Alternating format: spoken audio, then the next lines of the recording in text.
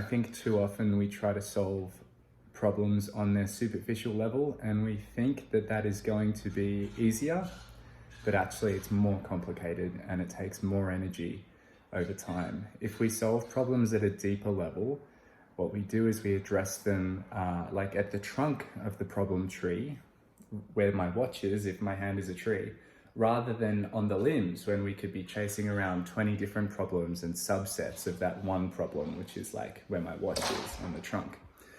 So a perfect example of this, if you're wondering how it applies to you, is energy levels. How often do you go around trying to fix your life, fix your program, fix any of these minute things in your world, rather than just identify and support yourself energetically? Because I know, like, when I'm low on energy and my body's not feeling good and I just haven't given myself time to sit in space, that all those problems start to pop up everywhere. But realistically, the only problem that I need to address is my energy. Sitting with my breathing, hydrating, having some fruit, having something that's going to help give me a bit of clean energy, going for a walk outside. And that little lift, that little elevation to my state, to my ability to think clearly, to function well, and to make my decisions from an emotionally sound place is far more beneficial to me than trying to solve all of the problems that have come as a result of a stuck or toxic or twisted or tired thinking process.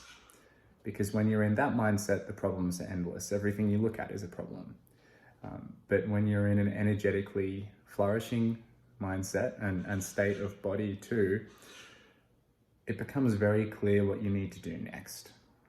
Because if you're not careful, one of the things that you can end up doing is building a world around that messed up, complex problem, that misunderstanding of the real problem. And when you build a world around a misunderstanding and you add all of this complication to it, then you get more problems from that problem, which was a misunderstanding to begin with.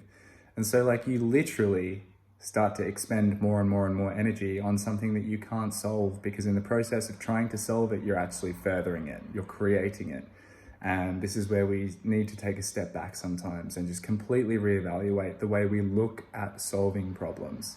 If you're doing all of these things and you're still not feeling clear or good or ready to go, then it's not necessarily that you're doing anything wrong. It probably just means that your nervous system is in the process of doing something difficult.